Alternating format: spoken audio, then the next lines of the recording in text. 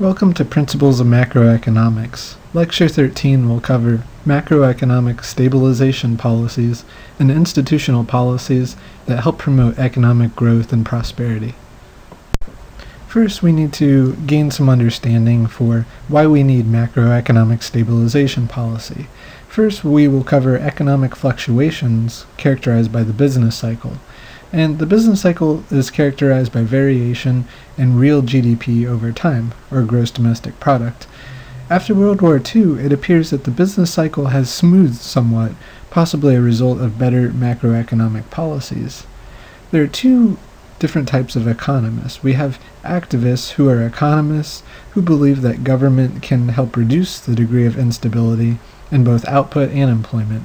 However, non-activist economists believe government intervention can actually increase the amount of instability in an economic system.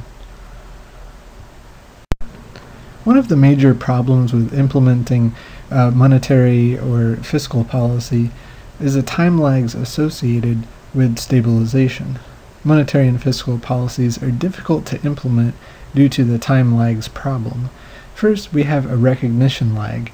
It generally takes a few months to gather enough information on the performance of the overall economy. Second, we have administrative lag, which is a time period after the need for a policy change is recognized, but before the policy is actually implemented. As we said in earlier videos, political change is sometimes slow and delayed. And finally, we have an impact lag, which is a time period after implementation, but before the change begins to have an effect on the economy. Fortunately, macroeconomists can use several forecasting tools to help us understand what will happen to the future economy. Policymakers need to forecast economic changes to implement certain policies with the right timing. The first major economic forecasting tool is the Index of Leading Economic Indicators, an index of economic variables that historically has tended to turn down prior to the beginning of a recession, but generally increases prior to the beginning of a business expansion. We call these indicators pro-cyclical, as they tend to move in the same direction as GDP output. Next, we can have computer forecasting models, which are econometric models that estimate the past relationships between time series variables to predict future conditions using current metrics. These models tend to be more reliable in times when we have stable economic change, but aren't very reliable when we have sudden shocks to the economy. Lastly, we have market signals. We can use commodities markets and stock market prices to signal a coming change in both output or price levels. To understand how these policies will influence the economy, we need to understand how expectations about the economy are formed. There are two major theories on how expectations are formed by decision makers. First, the first theory is known as the adaptive expectations hypothesis. Under this hypothesis, economic decision makers base their future expectations on actual outcomes observed during recent periods. So if unemployment has been high in the past several months or years, people will anticipate the high unemployment rates to persist into the future. However, there's a more popular hypothesis known as the rational expectations theory, and here decision makers weigh all available evidence when they form their expectations about future economic events. This assumes that people can understand how information and policies will influence the future of the economy. One relationship that holds up empirically but often is misunderstood by policymakers is a Phillips curve relationship, and this shows the alleged trade-off between the rate of inflation and the unemployment rate in the economy. Back in the 60s and 70s, decision makers believed that a higher rate of inflation meant a lower unemployment rate, and that if you lowered the inflation rates, you would generally end up with a higher level of unemployment. While this may be true in the short run, eventually rational decision makers anticipate high inflation to occur in the future, and engaging in expansionary monetary policy does not reduce the unemployment rate in the long run. This suggests that decision makers may be acting more rationally rather than adapting their expectations based on the recent past. So, to summarize our section on macroeconomic stabilization policy, what have we learned about macroeconomic policy over the past century? We have three main areas of general agreement. First, it is difficult to time changes in policy, so constant policy swings may be dangerous. Secondly, expansionary policies that generate strong demand will not lower unemployment in the long run. Again, if we engage in a large degree of fiscal or monetary stimulus, that will increase aggregate demand in the short run, but as decision makers anticipate higher prices, they will build these into their contracts, and eventually this will no longer have an effect, and the only long-run result of expansionary policy will be higher price levels. Third, price stability is the proper goal of monetary policy. Stable prices allow decision makers to make investments and to be confident about contracts long into the future. But we also have areas of disagreement among macroeconomists. First, does fiscal policy exert much of an impact on aggregate demand?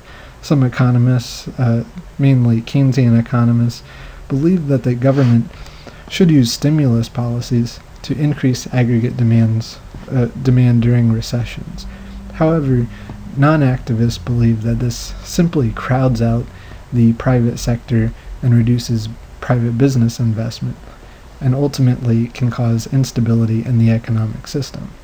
Two, during a recession, will an increase in government spending be more effective than a reduction in taxes? Supply-side economists tend to say that lower tax rates will be beneficial in the long run, whereas Keynesians tend to favor government spending as they fear that simply reducing taxes will not stimulate as much consumer spending and aggregate demand.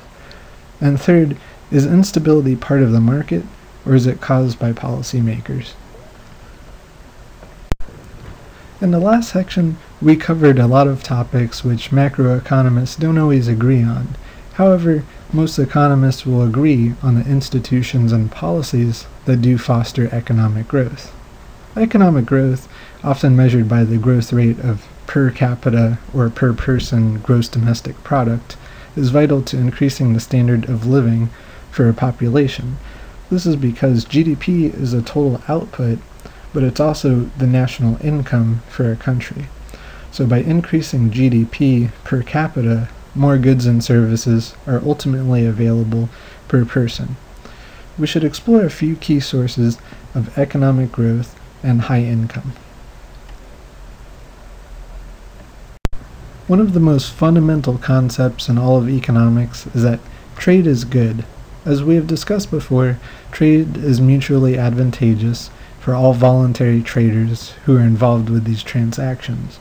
All trading partners potentially gain, and this provides the motivation for the exchange to occur in the first place.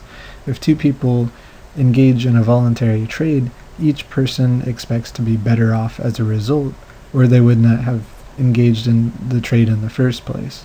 Trade is a mechanism that moves goods and services from people who value them less to people who value them more. Therefore, value is increased in the aggregate even if no new goods are produced.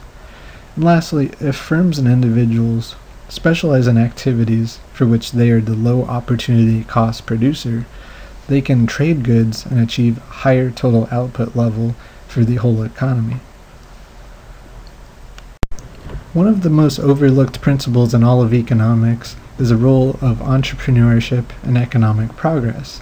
The discovery of new products that are highly valuable relative to costs and new production methods that reduce costs provide a driving force for economic growth. Entrepreneurs are those who seek profit opportunities by delivering new products to people that highly value them at the lowest possible cost. So GDP growth is important because we want our national income to go up, but our standard of living increases in a way that we do not measure when we develop new and improved products, such as computers and MP3 players. Computers tend to get better and more advanced each year, but they also get cheaper in price. So GDP can actually go down even though our standard of living and quality of life is increasing.